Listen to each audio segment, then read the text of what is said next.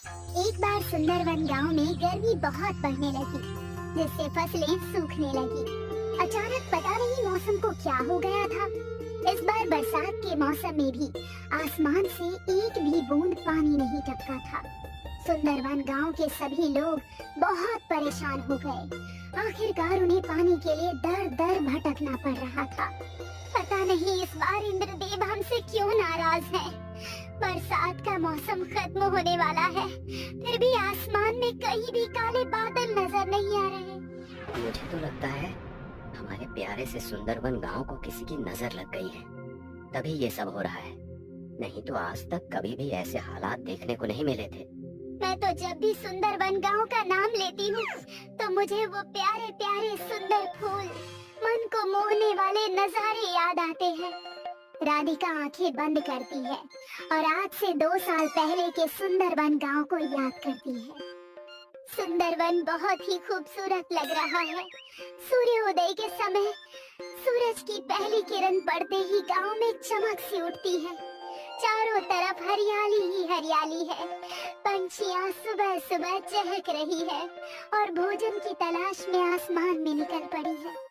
महिलाएं कुएं से पानी भरकर आ रही हैं। किसान अपने बैलों को लेकर खेतों की तरफ बढ़ रहे हैं। बच्चे अपना स्कूल बैग लेकर स्कूल जाने के लिए निकले हैं। सभी लोग संपन्न और खुशहाल दिखाई दे रहे हैं। राधिका एक सुनहरे सपने की तरह सबको याद कर रही थी कि तभी वीरेंद्र उसे सपने से जगाता है। अरे कहाँ खो गई? आजकल खुली आंखों से भी सपने देखने लगी हो क्या?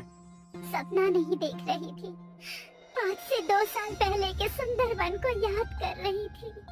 हाँ यार, वो भी क्या दिन थे जब इस गांव में खुशहाली ही खुशहाली, हरियाली ही हरियाली और चारों तरफ चकाचौंध थी। लोग इस गांव को देखने के लिए, यहाँ की खूबसूरती देखने के लिए दूर दूर से आया करते थे।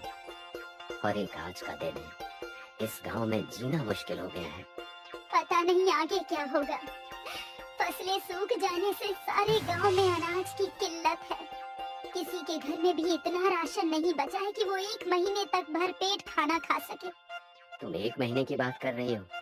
हमारे घर में तो ऐसी हालत है कि 1 हफ्ते तक का भी राशन सही से नहीं बचा है।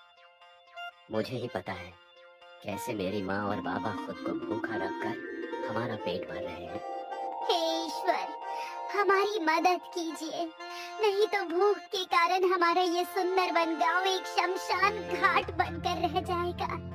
मुझे लगता है हमें इस समस्या को दूर करने के लिए अपने गांव में एक हवन करवाना चाहिए। हाँ, यही सही रहेगा। वीरेंद्र और राधिका गांव में जाकर सभी लोगों को हवन के बारे में बताते हैं। सूखे की समस्या को देखते हुए सभी लोग हवन के लिए राजी हो जाते हैं। गांव में भगवान के मंदिर के सामने एक बहुत बड़ा हवन किया जाता है। हवन खत्म होने पर इस गांव में एक साधु बाबा आते हैं। भिक्षाम देहि माए। साधु बाबा एक एक करके गांव में सबके दरवाजे पर जाते हैं। हे माए, ये साधु कई दिनों से भूखा है, कुछ खाने के लिए दे दो। बाबा, घर में तो कल रात से चूल्हा नहीं जला है। मैं एक दिन छोड़कर एक दिन खाना बनाती हूँ, क्योंकि घर में पर्याप्त राशन नहीं है। ये सुनकर साधु बाबा जैसे ही इस घर से निकलने लगते हैं, वो औरत साधु बाबा को आवाज लगाती है। रुक जाइए बाबा, आप मेरे द्वार से खाली हाथ नहीं जा सकते। और वो औरत घर में जो भी राशन बचा है वो साधु बाबा की झोली में डाल देती है। ईश्वर तुम्हारी रक्षा करे और तुम्हारे सारे संकटों को दूर करे। साधु उस औरत को आशीर्वाद देकर और भिक्षा लेकर वहाँ से दूसरे घर की तरफ चले जाते हैं। साधु को एक कुटिया दिखाई देती है जिसमें एक परिवार खाना खा रहे हैं। भिक्षाम देहि। साधु की आवाज सुनकर परिवार का मुखिया बाहर आता है और उन्हें अपने हिस्से का खाना दे देता है। साधु उस मुखिया के हिस्से की एक रोटी खाते हैं, पर उससे साधु का पेट नहीं भरता। साधु के चेहरे पर असंतुष्टि के भाव देखकर परिवार का मुखिया अंदर जाता है और अपनी बीवी का खाना लाकर भी साधु बाबा को दे देता है। साधु बाबा ये एक रोटी और खा लेते हैं, पर इससे भी उनका पेट नहीं भरता। हे सज्जन पुरुष, तुमने ये अधूरा खाना खिलाकर मेरी भूख को और भी बढ़ा दिया है। ये लीजिए बाबा, आप मेरा भी खाना खा लीजिए। ये लीजिए साधु बाबा, आप मेरे हिस्से का भी खाना खा लीजिए और अपनी भूख मिटाइए। साधु बाबा ये सारा खाना खाते हैं और इस परिवार की सेवा भक्ति को देखकर इन्हें आशीर्वाद देते हैं।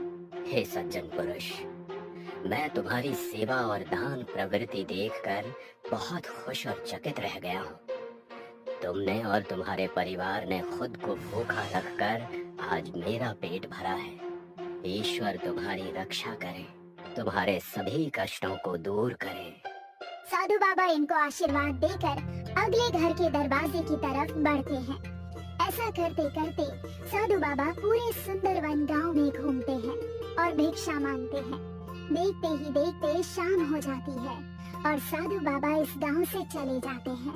गांव के सभी लोगों के पास जो भी कुछ था उन्होंने सब कुछ साधु बाबा को दान कर दिया था। अब किसी के पास भी अगले दिन खाने के लिए एक दाना भी राशन का नहीं बचा था।